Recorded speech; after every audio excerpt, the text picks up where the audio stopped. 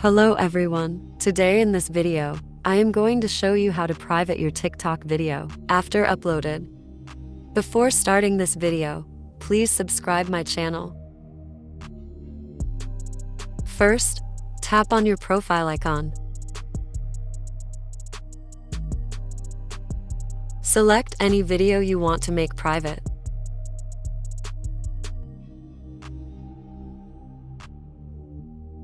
Now click on this 3 dots.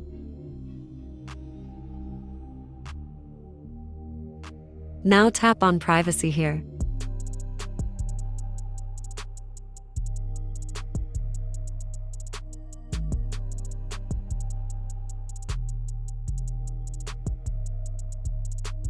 Now tap on privacy settings.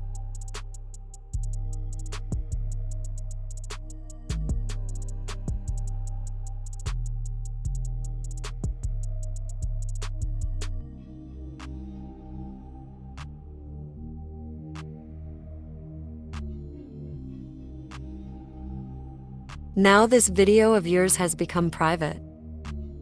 In this way, you can make your video private in TikTok. If that video has already been uploaded,